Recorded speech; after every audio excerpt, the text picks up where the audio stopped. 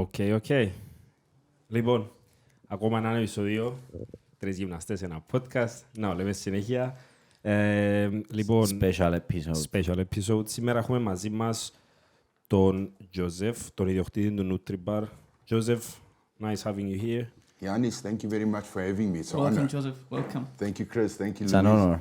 I've met you before, Yanis. Chris, I've met you. Louis, I met you this morning. Very pleased to meet you guys, and thank you for the opportunity. Cheers. We thank you for you being here with us. Shall we start by explaining the whole idea of what you're doing here? Yes. I think firstly you must ask, what am I doing in your country? What exactly is this big ugly guy doing in your country? This Viking. This Viking, what is he doing in your country? I'm from South Africa. I lived in South Africa for my entire life. When I grew up in South Africa, I grew up with a lot of Cypriot guys. My neighbor in South Africa's name is Mario Vingos. I also grew up with a guy called Panico. He's from Lachi. From Lachi. And then my other friend is Kosti Lambros. Kosti Lambros owns Jimmy's Killer Prawns here in Limassol. And I've known these guys my whole life, so I'm very familiar with the Cypriot and the Greek culture. I know the food, I know the culture, I know the religion, I know the traditions. It's not new for me. And you know, if you go anywhere in the world, it's important that you can identify with the culture, because if you can't, it's very difficult to fit in. Because I grew up with Greek, and also one of my best friends is Jimmy Kanakakis. He's a Greek guy, so I've been very close to the Greek, Greek people and the culture and the Orthodox Church. I understand all of this very well. And when South Africa started going backwards, and I got to the end of my career, I sold all my businesses, I had to choose where to live. And my Greek friend said, listen, you have to come look at Cyprus. You have to come look. It's a beautiful island. It's the most beautiful place in the world. It's 320 sunshine days a year. And, you already know the way Greek people and Cypriot people are, because, you know us. So I said, okay. So I came, and Kosti Lambros actually introduced me to a lovely lady called Anna Cortesi. Anna is a clinical nutritionist here in Cyprus. And he introduced me to her, and he said to me, why don't you meet Anna? And she's got an interesting business idea. Maybe you guys can collaborate. I flew here in 2020, just before the pandemic started. I flew in. I sat with Anna, and I said to her, what is your ideas? And she gave me some ideas on nutrition. I said, I've got some ideas. I gave her some ideas, and she said, well, we have to work together. And I said, okay, I'll go back to South Africa. I'll pack up my things, sell the rest of the stuff. That was beginning 2020. And I come over, and here I am. So that's how I came. Listen, South Africa is a great country. It's just gone very, very, very badly. We can talk about that sometime. What's happening in South Africa. I'm quite vocal about some political issues in South Africa, and I'm quite outspoken as well on that. South Africa is the most violent country in the world. Crime is through the roof. I'm a bit of an activist when it comes to a woman being raped. I don't like it. I'm always speaking. This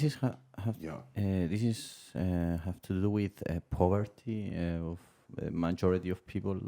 Listen, Louis, I've got my opinion. I'm not saying my opinion is always right. Yeah. But I like to voice my opinion, and then I like to be challenged. I like to have discourse. Constructive conversation. You know what, Chris? Constructive conversation. And if I'm wrong, I will change my views. So I like to talk to people. I like to say, listen, this is my views, and I like to put it on the table, and this is my experience. And if you, Chris, say to me, I think you're wrong because of this, I think we have to have more dialogue.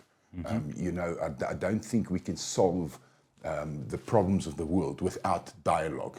And I do believe that one thing that's very important, you have to put your ego aside. Yeah, of course. Put your ego aside and have a face-to-face conversation like we're having this morning. And you say to me, what do you think is going on in South Africa? I mean, Louis, I mean, I know we're supposed to talk about health and fitness here, but okay, we're going with a conversation now. You can come again. We can have another conversation. But while we're on the topic, listen, I've got two daughters. I've got a lot of women in my life that I love very dearly. I've got two daughters. I've got a wife. I've got a sister-in-law that lives with me. I've got a mother-in-law. I've got a grandmother-in-law that's 90 years old. And I'm very pro looking after women. So it's a big thing for me. It's not maybe a thing. It's everything in my life. So I'm always outspoken against violent crimes against women, and especially sexually violent crimes. I'm always fighting against it. I don't like it, and I'm very, very vocal about it. In South Africa, rape is between 10 and 100 times underreported. So most of the women that are raped in South Africa don't report it. They reckon there was a study, everything I say, I've got receipts for, I can show you the studies. There's a Wits University study, and Wits University is not pro any race. They're not pro-European, they're not pro-African. It's a university. And most of the university professors that did the study were African. So they're not biased, they're not political, and they did the study. And when I read the study, I was shocked to find out that according to the Wits University study, 40% of all the women in South Africa have been raped at least once in their life. 40%. That's almost crazy. Huh? Crazy percentage. It is like I can't accept it. Is it poverty? It doesn't matter how poor I get, I won't rape. Yeah, of course. Yeah, but you see, that's your mindset, right? So a lot of people have a really twisted mindset. The other thing that bothers me is I've traveled all over the world. I spent 2 months in India at one time.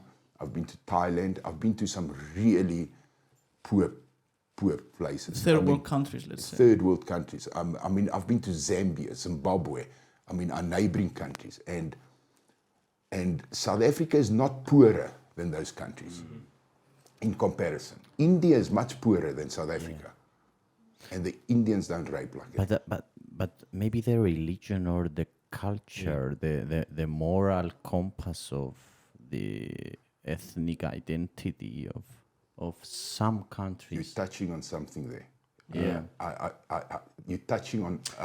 I'm hearing what you're saying. You came here to understand Greek people, how they live their lives, how they believe that the right way is.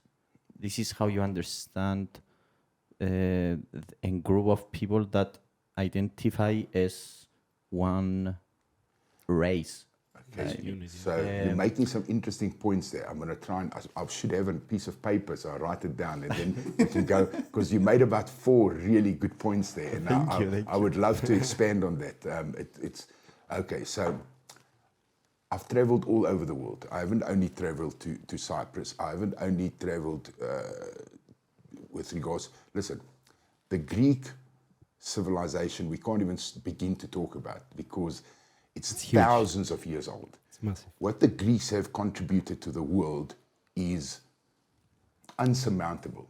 You cannot even begin to put together what the Greek civilization has contributed to the world. With regards to reading and writing, the first Bible was written in Greek.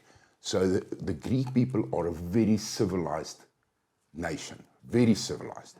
So I didn't have to come to Cyprus or speak to Greek people to know this.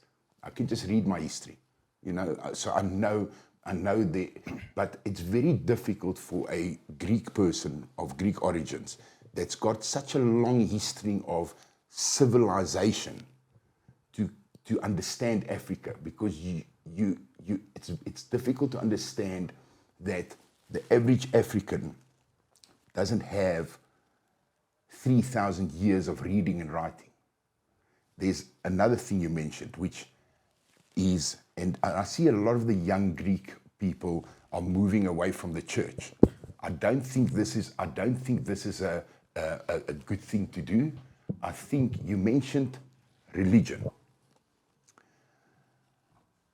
Religion is the cornerstone of the Bible is the cornerstone of our judiciary system. I mean, our laws, it started with the 10 Commandments. So the first laws that we ever had were the 10 Commandments. So you've got the 10 Commandments, and that's the first laws. And then religion structures the world in a way that makes a civilization civil. Okay. The average sub-Sahara African didn't read and write 500 years ago. Yeah. You know, it's not their fault. And it's got nothing to do with skin color. Mm-hmm. Yeah. But coming back to the rape culture, it's as if South Africa has got a culture of rape. There's something culturally that's a problem with the amount of women that's been raped. This has to do with the perception of the women, The genders, equality of genders, maybe. the perception of You mean how they see this? yeah, how they see women. Yeah. Yeah. I'll tell you my anecdotal evidence, which is not evidence, it's just my experience. So I spoke to a man, an African man once in South Africa, and I said, listen, why is it acceptable to rape? I don't understand. Just how do you see it? Like So they think that is acceptable. Yeah. if It's like normal. let's There is let's no not law. let's not talk. Listen. Okay, that's another question. We're going in really deep. no We're law really deep that- on rapes. That, Listen, you guys have to give me some pen and paper. 'Cause you're making so many good points, and then I forget, and then I have to come back to it. So listen, next time I'm coming to visit you guys, I'm bringing pen and paper because I'm gonna get Louise down here, and I'm going to write it down as we go. I'm gonna go point 1, and then we're gonna come back to that. You know. 3 hours podcast. So, okay, let's get back to, here's the problem. It's not my opinion, it's not their opinion. The numbers don't lie. When almost half of the women in the country has been raped, surely the men are raping. yeah, of course. Obviously. Of course. Obviously. And surely they must think it's okay. Because if they don't think it's okay, the woman won't be raped. Yeah, exactly. Listen, I'm sorry I'm harping on this subject, but it's a big thing for me. It's very interesting as well. It's a big thing for me. It is. I really am very outspoken against rape. I don't like it. I think it shouldn't exist, and I don't think women should be enduring rape And accepting this as well. and being acceptable. You know. Basically, So I spoke to an African man once, and I said to him, "Listen, why do you guys accept being raped?" He says, "It's not rape." I said, "So what is it?" He says, "Let me tell you how this works. If I sit in my home and a woman walks into my house and she's not supposed to be there and she's just walking in my house, whatever she's coming to do there, I will have sex with her because what is she doing in my house?" What? I know in my ears doesn't make sense. But Doesn't, right, it continue on. doesn't make sense. So I just listened to the guy and I said, "But that's not the way." He says, "I'm a man and I've got needs and then I take what I need." Okay. It's very primitive. It's a very primitive way of thinking. It is. uncivilized. It's uncivilized and it's primitive. And unless we address this issue and try and find the answers. So is the reason it's uncivilized and primitive? Maybe it's that. Is it a lack of education? I definitely think there's a lack of education. Of course. Is there a lack of religion? Listen, 100%. I do believe we all need to conduct ourselves. Even if you don't believe there's a God. You know what you do? You wake up every morning and you act like there's one. And you wake up in the morning, you say, someone's watching me. Something powerful, you know. Something is bigger than me that's watching me. And And even you're if you alone. don't believe in God, you know why you make your bed? Because He's watching. You You know- work out because he's watching. You work out because He's watching. You say thank you for the healthy body. 'Cause he's when watching. Because he's watching when you are doing exercise. It makes sense, right? Yeah. Even if you don't want to believe there's a God, then don't believe, but act like he exists. You know why I'm not going to rape this woman? Because someone's watching. I'm not going to rape this woman because someone's watching. So when you insert religion into a culture, you insert a concept that's bigger than you, and you become subservient under this idea that there's something bigger than you. And then you conduct yourself in a way that's better than the person you would have been without it. So people say, do you believe in God? I said, does it matter to you? Does it matter to you? It doesn't matter to you what I believe, but what does matter to you is, do I act in a way that someone bigger is watching me? Now you know I'm a better person for it. Yeah. Now you can trust me because you say, this guy's not going to steal from me because he believes there's someone bigger watching him. Yeah.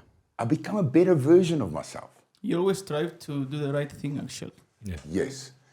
I love Cyprus. I love all the Orthodox churches. I go walk in it. I walk through the churches. I'm on the one group where I talk with the Orthodox Greek priests, and they always ask me to write some interesting things for them. Nice. And I love it. Listen, whether I'm a traditional believer, maybe not. Maybe I'm a bit, You have faith. You have faith. Listen, I've got faith, and I do believe that Cyprus and Greece and the fact that you guys have these churches everywhere, and the fact that your culture is grounded in some part of religion, whether you now believe in it or not, doesn't really matter. It made your nation a better nation for it. Yeah. It made your people a better people for it. We have some basic standards. You've got let's say. some basic standards. So especially for you young guys, don't throw the religion out yet. Okay. That's all I'm saying. That's a really good message. Don't throw it Interesting out thought. yet. Whether you believe in God or you're not, whether you read your Bible or not, don't throw the baby out with the bathwater. It's got some value. Yeah. If you want to wonder what happens when there's none of it, come down to South Africa. Okay. Come have a look. Come have a look. It's really, difficult when you're dealing with people who have got no grounding in some form of religion. Whether it's one of the Abrahamic religions, whether it's Islam, doesn't matter. Whether it's Christianity, doesn't matter. When it's Judaism, it doesn't matter. But if you ground your actions into something bigger, and you follow one of these original ideologies, it's very useful. It's extremely useful, and I've seen value in that. I really have. And I'm not a Bible basher. Listen, I'm not going to sit here and tell you guys, you don't sin. And I swear, sometimes I have a cigarette. I'm supposed to be not healthy, but sometimes I have a little cigarette. That's a sin. Sometimes I'm ugly to my wife. I was having a fight with you on Friday, and it breaks my heart. I don't like it, and that's a sin, So nobody's perfect, and I'm not preaching. I won't be pulling out the Bible here and start telling you, Bible says this, and you must do that. None of that. I think when you are not appreciative for the life that you have. that you have, that I think that's a sin. I think that's my most common sin that I do. What you're speaking about is gratitude. Gratitude. I was gonna say. Let me tell you something. Gratitude is an antidote to almost everything. Wow, that's really It nice. will fix almost everything. Gratitude is one of the best antidotes in the world. If you don't like your wife, you know what you do? Just be grateful for her, and you'll see how your attitude changes. Just be grateful. If your mother makes you a meal and it's not as good as what it was last Sunday, be grateful for the meal, and you're going to see it's going to be a better meal already. Sometimes I think Gratitude. I think that tomorrow, I think the worst case scenario, and I think I heard Gary Vaynerchuk saying this, like, tomorrow my mom might be dead. So if you think like this, you get so much better approach to your loved ones. Yes. Because sometimes we make the mistake to think that they are they're gonna be there no matter what. They're gonna be always there. So For I don't know. granted. We take them for granted. yeah. Exactly. but exactly. nothing is Granted. it's steady. Nothing is steady. In Permanent. this life. Permanent in this The life. antidote for so many problems is gratitude. Just have a little bit of gratitude. You see how many problems are solved. How many problems are Yeah, solved with true, gratitude? You know, true. I read quite a bit. So I read an interesting short story the other day, and this guy was having a fight with his wife, and he rides his motorbike to work and back, and he was having a fight with his wife, and he was at work, and he was on the phone, and no, his wife was phoning, and he killed the call, and his friend was at work with him. It's a story. It's not a real something happened. Someone wrote the story, and he killed the call, and his friend says, "Wasn't that your wife?" He says, "No, it was my wife." He says, "Why didn't you answer?" He says, "No, because we're busy fighting." And his friend says, "Oh, okay, so when did this fight start?" "No, it started last night." He says, "Okay, so now when are you going to fix it?" He says, "No, what I'm going to do, I'm going to go home now and then I'll speak to my wife." So his friend just kept quiet and looked at him. And he says, "Are you sure?" And he says, "What do you mean, I'm sure? I'm going to go home, I'm going to fix with my wife." He says, "Are you sure you're going to get home? What if you die on your motorbike? Fix it now. Oh, you have a chance, yeah. Answer your call. Fix it now. Be grateful for the fact that your wife's phony. She wants to fix it now. Yeah. Don't take it for granted. Answer now." And the guy looked and he said, "You know what? This guy's right. I might not get home on my motorbike. Yeah. Then what? Fix it now. That's true. That's true. Fix it now." It's like exactly what you're saying about you don't know tomorrow. Yeah, tomorrow. Just you don't know, you know. But you started, Louise, gratitude. Listen, gratitude, it's the medicine for so much. It is. It's the medicine for so much. But yeah, in South Africa, there's a culture of entitlement. Most 90% of the population believe that they were hard done by 100 years ago, or they were something. No gratitude for anything, you know, and they believe they deserve and they are entitled. Okay, if you got an attitude of deserving and entitlement, and you know what, and not so much gratitude, life becomes very dark very quickly. Very dark place to be. True. Gratitude is, yeah. So that's a short bit about why I came to Cyprus. So, not only that, I mean, we've also got 89 murders a day in South Africa. Every day, 90 murders a day. Every single day. It's nuts. Joseph, you said that you ended your career before you come to Cyprus. Can you tell us what kind of career you had? I had several businesses. I also did a lot of different work. I was involved with TNT Sports Supplements. It's a supplement brand. I was involved with that. Also another supplement brand called Sakone Pharma Supplements. I was involved with that. I was also in South Africa. I was the vice president of Bodybuilding South Africa for many years. I was an international judge. I judged all the federations. I judged NABA Federation. I judged Weber, WPF, IFBB. Okay, they split now. There's two federations. So I was a judge for many years in South Africa. I hosted some bodybuilding shows in South Africa. I had my own gym in South Africa. I also had another career where I worked for a German company for many years, about 18 years. I was a product manager for a big international German company, which I was doing as well. So at any point, I had construction businesses in South Africa. I had a lot of different things I was doing. I used to run sometimes 2-3 jobs or 2-3 businesses at a time. Then I became older. Like I said, I'm 50 years old now. And I said, listen, let's come to Cyprus. I sold everything off, closed everything up. I've still got some properties in South Africa. And I bought myself a nice village house in Calabasas in the mountains. I've opened a little shop in Limassol, a healthy food business. And here we are. Yeah, that's a little bit of history of myself. So I've been in the health and fitness business in South Africa for close on 30 years. I used to write a lot of articles on supplements, health, fitness for my friend's magazine, which was called Muscle Evolution Magazine. Shout out to Andrew Carruthers, one of my good friends. He ran the magazines in South Africa. Yeah, so shout out to Andrew Carruthers. Yeah. He ran the magazines in South Africa. I used to write for them. And then they used to also ask me to write on all the anabolic steroid profiles, growth hormone, peptide profiles, what does it do, how do the guys take it, the side effects, what's new. So I used to read up on all the cutting edge stuff with regards to sports medicine, and I used to write a lot of articles.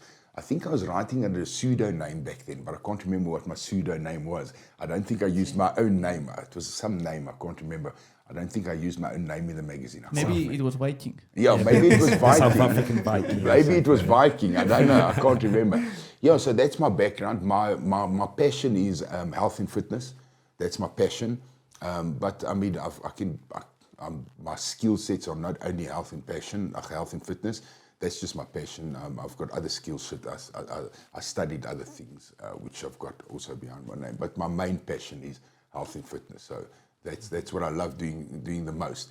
And what I brought to Cyprus is 30 years of experience in health and fitness. And in South Africa, I worked with all the top athletes. I mean, if you just phone any if you phone a South African bodybuilding champion and you say to him, listen, you're sitting here with me, my nickname in South Africa is not my Joseph is my real name, but I've got a nickname. It's Yaku, Jaco, Yaku. That's my Yaku. That's my nickname. So if you meet anyone from South Africa and you say, Yaku Davidson is living here within Cyprus, and he's a bodybuilder, he'll definitely know me. I worked with all the bodybuilders. I mean, some of my top guys, like Noel Dazel, he lived with me in South Africa.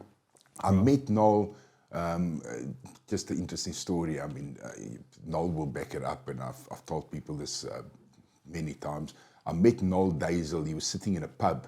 I think it was called Q Bar in a town called what was that town called? It was Modderfontein, somewhere in Johannesburg. And he was sitting in a pub. And I remember I walked up to him, and I was dating a girl at that time, and this girl was Noel's ex-girlfriend. Oh, yeah. So it was Noel's ex-girlfriend, and I walked in with this girl, a lovely girl. She's passed away now, but a lovely girl.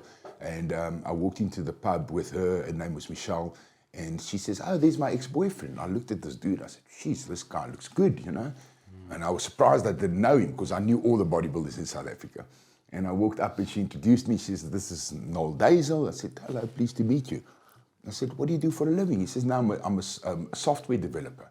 He's a software developer, believe it or not. Wow. And I said to him, "Geez, you've got good genetics." I said, "Good arms, good chest."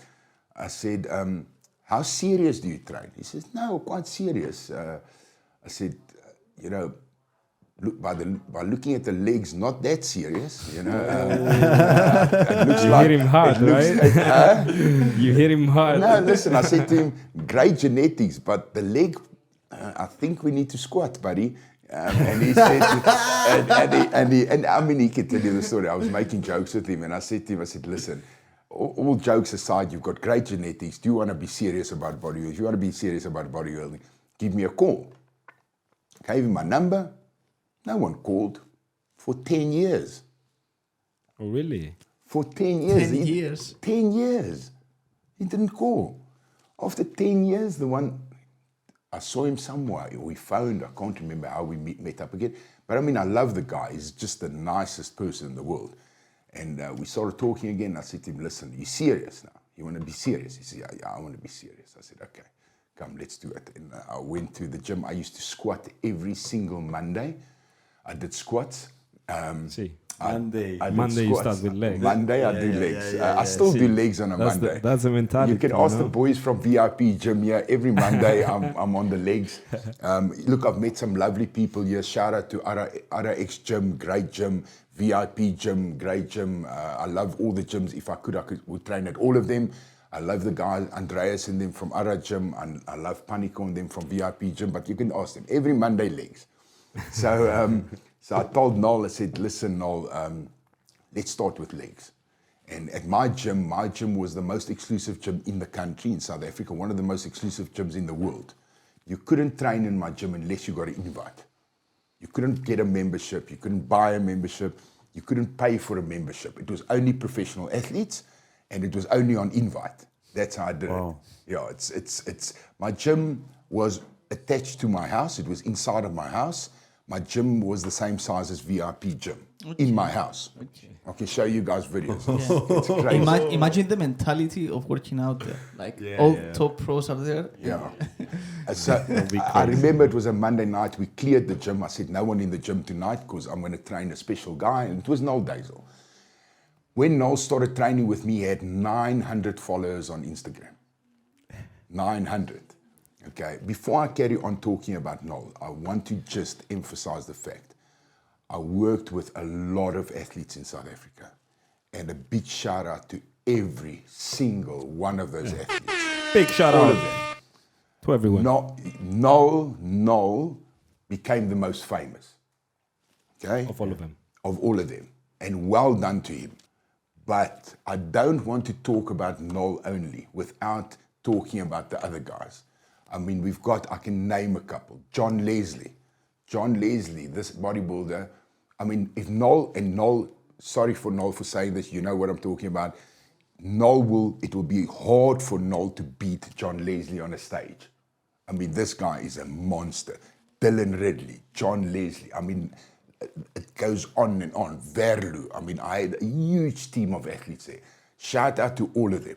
I mean, Noel became the most famous, so everybody always talks to me in context of Noel Dazel as if there weren't other athletes. There were a lot of athletes, and they were all super athletes, like really, really good. So getting back to Noel's Monday night, I said, Noel, if the gym clear out, all the guys please leave. I've got a special guy I want to pay attention to. He had 900 followers on Instagram. The first night we did squats, he was vomiting. One plate. One plate. Oh, shit. No, sorry, buddy. One plate. One plate. He was vomiting. He couldn't. I used to do 4 20s on the side every Monday. The first time I did a squat was in 1986. 1986 was my first squat. The last time I did a squat was now 2 years ago. I had major injuries. I broke my one leg. I'm trying to get back to squatting now. It's the only time in my life I haven't squatted. Noel and I started squatting. He did 1 plate. I did 4 plates. It took him about 2-3 weeks. He did 2 plates. It took him 2-3 weeks. He did 4 plates. It took him another 2-3-4 weeks. Genetics like I've never seen in my life. The progression, it was... It's like matched to petrol. It's like you watch the guy grow in front of you. It was crazy. He would eat he lived with me. Eventually he lived with me in my house. We ate together, we trained together, we lived together. He was not famous. He was not even famous in my team. In my team of athletes, he was not even top 10. Physique-wise. You told us that he was one of the smallest guys. Yes, and he will tell you that. I mean, he will tell you that the people we used to train with in South Africa were absolute monsters. Monsters. I mean, we would go and watch the boys squat, like an Etienne Smith squat, and he'll do like a 400 kilo squat. 400 kilos, you know? Insane. I mean, we've got guys down there, Nicolas de Priya. I've watched Nicolas de Priya do a 380 kilogram squat 4 reps. 4 reps. I mean, these are the kind of people. So I come from a background of extreme freaks. So, like extreme freaks. I mean, these guys, and Noel will tell you the same thing. So, Joseph, yeah. I'm a bit curious of how you ended up being the coach of all these guys. I used to blow a lot of money on them. So what I used to do, I used to make a lot of money, and I used to spend my money on the athletes. And the thing is, if in Cyprus, it'll probably be the same. If my business grows big enough and I make enough profit, I will take half of my profit and I'll put it to athletes. That's really nice of you. I love it so much. My business is not there yet. In South Africa, at one point, I was spending between 10 and 20,000 euro a month on athletes. That's really crazy. I used to, and that's really nice of you. I used to love it. Listen, you only live once. It means that you care. I love it. Like, I love athletes. I love them. I love all people who train, exercise. I just love it. Like, it's my passion. Yeah. So I would easily spend half my money on athletes. I used to buy their plane tickets. I used to send them overseas. I used to buy their food. I used to buy their supplements. I used to buy the anabolic steroids. I used to work out the cycles. I used to work out the diets. I used to do everything for them. You were like their diet, basically. Yeah. Listen, in South Africa, they named me. They gave me a name which I'm very reluctant to say because I didn't make this name, but they called me the Godfather of bodybuilding. The Godfather. Of bodybuilding in South Africa. I didn't make this name. It's a bit, even when I hear it, it's a bit cringy. It's like a bit embarrassing because I don't feel like that, you know. So I go, like, why they call me that, you know? I suppose I understand to a certain extent, but when you guys meet other South Africans, you'll still hear the same thing from them. It's not what I call myself. I never call myself that. It's just, it's very unbecoming to act like that in that way. But that's what they used to call me. Okay. So to answer your question, that's why I used to. I can tell you all the politics of bodybuilding in South Africa. I used to have the biggest SA champs in South Africa. I remember at one stage we had the South African Championships, and in Witbank with guys from Nutrition Rage, top guys in South Africa, supplement stores, and we at that show we had 500 athletes, 500 bodybuilders at one show. And one came out the winner, right? Yeah, one took the overall winner. Out of 500. And the guy who took the overalls, I think that year, was a guy called John Leslie. He'll come to Cyprus. A lot of these guys will come to Cyprus to see me, and then when they come, we can bring them to the podcast, and you guys are welcome to sit and talk to him. And let's get back to the story with Noel. So Noel, 900 followers Instagram, is just. I love the guy. I've always loved him. I loved him before he was famous. I loved him before he was as big as what he is now. But the genetics was unbelievable. I mean, the nice thing about Noel, I remember we were doing 180 squats. I used to be able to 100. I used to be able. I hope I'll do it again. I used to be able to do 180 kilogram squat every Monday for 6 to 8 reps. And then Noel was going from 1 plate, 2 plate, 3 plate, 4 plate, and all of a sudden he was doing 180 kilos for 8 reps. But because he's such a nice guy, he didn't want to go more because he didn't want to offend me. So he didn't want to push more than me. So I used to stop. When I do 8 reps, he does 8 reps. And then I watch him and I realize this guy's doing it really easy, like way easy. And I had to call him aside and say to him, listen, no, let me explain something to you. You have to push more than me. And he's like, I didn't want to offend you. I'm like, what do you mean offend me? You have to grow. You have to push. He says, I'm so glad you mentioned it. He's just that polite. He's just that nice. And humble. That's humbleness. He's such a nice person. And I said to him, no, come on, buddy. Come on. You have to go. And he said, okay, can I go more? I said, no, you have to go more.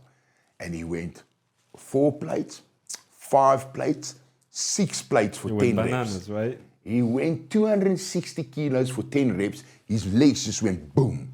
I mean, have you seen the guy's legs today? It's like, you can't believe that was the man who had bad legs. His calves just boom.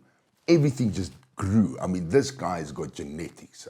I mean, I could inject what he injects, eat what he eats, lift what he lifts. You can't grow like he does. It's just genetics. So My point is, anybody who says he looks like that because of steroids, good luck with that. If I could look like that from steroids, I will inject double. Double. Yeah, It's not possible. It's genetics. Yeah. First is genetics. Yeah. And then you can go from there. But first is genetics. So that's where it started with Noel. And then while he was living with me, he just blew up on social media. He just blew up. But I mean, I've trained with some other guys down there. One of the guys that always come to mind is a guy called John Leslie. I mean, this guy came to me. He was 18 years old, and him and his mother came to me, and his mother said to me, "Please, can you help us? My son wants to be a South African bodybuilding champion." And I was like looking at him, and I was in a bad mood that day. I don't know what was wrong with me. Usually I'm very polite, but that day I wasn't polite. I said, "Listen, everyone wants to be a South African champion. I haven't got time," and I brushed him off. And when I grew up going to a gym in Benoni. The word Benoni won't mean anything to you guys, but if you speak to someone from South Africa and you say you met someone from Benoni, they'll say, "Oh my God, you know someone from Benoni?" It's like a terrible neighborhood in South Africa. Tough place, huh? It's a tough place. Like there was 3 towns around that area. It was Benoni, Boksburg and Springs. It's the 3 towns. They used to call it the Knuckle Triangle. The Knuckle Triangle. Knuckle triangle. Yeah, everyone just fights. Everyone beats everyone. No law there. It's sorry? No law there. Oh, it was crazy. It was crazy. So I grew up in Benoni, and I went to a gym in Benoni called Executive Gym. It was an old guy called Jan van der Heever. And this old guy used to be tough as nails. When you go to gym, you're not allowed to wear vests. Because why are you showing off? Okay. No, you cover. You go with like a long t-shirt. You cover. Right? Otherwise, what? You showing off. You get beaten. Shit. You make sure you put your weights away. Okay. It was no women allowed in the gym. I'm talking 1986. You know, there was no internet. There was no social media. We just had this guy, and he was just strict, and he used to take all the tough boys from the neighborhood, and he used to make us train, and he used to teach us etiquette, and he had these Bible hands, you know, those praying hands tattooed on his chest. And he says, "You boys better read your Bible." And you were like, "Yeah, we will." This guy was like, wow. Of course we will. No, this guy was like a machine. So that's the kind of gym I grew up in. And then this old guy came to me afterwards. He said to me, listen, boy, there was a kid here that wanted your help. I said, yes. He came with his mother. I said, yes. He says, why didn't you listen to him? I said, I was busy. He says, unbusy yourself. Unbusy yourself and make time for this kid. Okay. I sat with him. I said to him, okay, you're weighing, what's your weight? He weighs 80 kilos. So the old guy, Jan, said to me, he says, don't just look at the kid. Go to gym with the kid.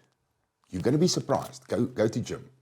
And I remember I went with John Leslie, and his mom was always around with him.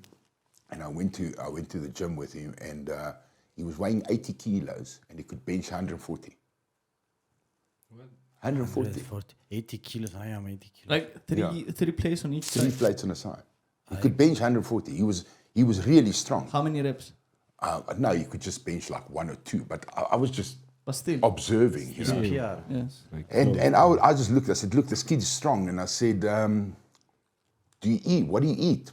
He wasn't even eating right. I said, "What do you want to do?" He says, "I want to be a world champion. I just want to be a world champion." I said, "What else do you want to be?" "Nothing." I said, "What do you mean nothing?" I crazy said, "But mentality, he says, "No, All or it's nothing. that or nothing." How old is he? Then he was 18, 19 years old. Stubborn as Yeah. fuck. And his mother says, "No, you don't understand." She says, when my son was 5 years old, he was doing push-ups and sit-ups. He wanted to be a bodybuilder. He watched every Arnold Schwarzenegger movie that ever existed. He wanted to be a bodybuilder. It was that era, right? Sorry? It was that moment of his Like Schwarzenegger era. Yeah. Just like this. Single-minded. Yeah. And I said, okay, look, we've got something special, you know. And I said to him, okay. And I started guiding him and started helping him. And I remember his first show, he was supposed to come and put a tan on. He didn't have a tan on. He still won the show. And at that stage, he never used any anabolic steroids. He didn't know what it was. He just knew he wanted to be a bodybuilder. And I had a discussion with his mom. I said, look, unfortunately, if you want to be a pro bodybuilder, there's this aspect of bodybuilding, which is anabolic steroids. And you have to accept this because that's part and parcel. And his mom was an extremely conservative old lady, extremely, very religious, goes to church every Sunday. And she said, whatever it takes, it's fine, you know. It's like, what does it mean? I said, look, he won't get sick, I promise you that.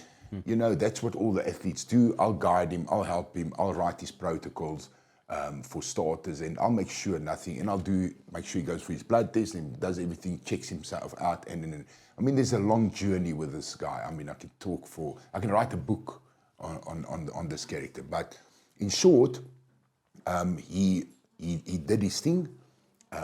He won the South African Championships 20 years in a row. 20 years in a row. He became world champion, I think 7 or 8 times. What?